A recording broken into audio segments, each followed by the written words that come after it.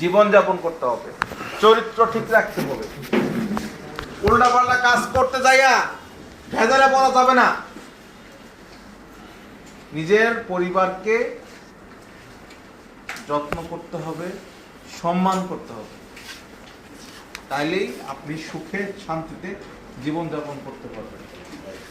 আপনি সারাদিন গাড়ি চালাইয়া যাইয়া বাসায় যাইয়া অত্যাচার করেন, আপনার বউ মানে ফ্যামিলিকে গালাগালি করেন, আপনি ওখানে শুদ্ধ চেষ্টা করেন না, কিন্তু আপনি নিজে চান যে আপনার সন্তানরা ভালো ব্যারিস্টার হোক,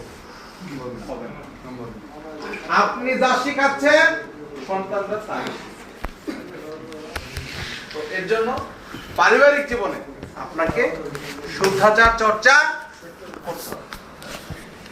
সামাজিক জীবনেও আপনাকে অনেক দায় দায়িত্ব পালন করতে হবে।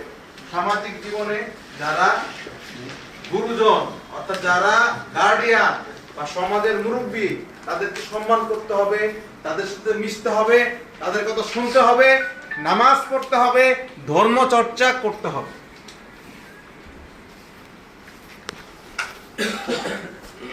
আমার মনে হয় যে আমি সবগুলো বিষয়ে কাজ করলাম।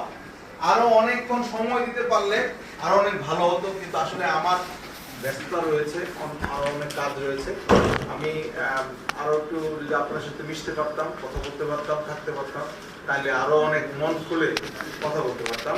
তো আমি আমার যে সংক্ষিপ্ত সময়ে আলোচনা, যেটা মোটামুটি আমি সব কভার করলাম, আমার মনে পড়েছে। তারপরে ভালো থাকবেন। আর বাকিগুলো টেকনিক্যাল বিষয়গুলো আমাদের বিআরটি এর যারা কর্মকর্তা রয়েছে তারা আপনাদের সাথে আলোচনা করবে। সকলের প্রতি শুভকামনা রেখে আমি আমার বক্তব্য শেষ করছি। জয় বাংলা, বাংলাদেশ। এর সাথে আমি একটু বিদায় নিয়ে নিচ্ছি। হ্যাঁ, ভালো থাকবেন।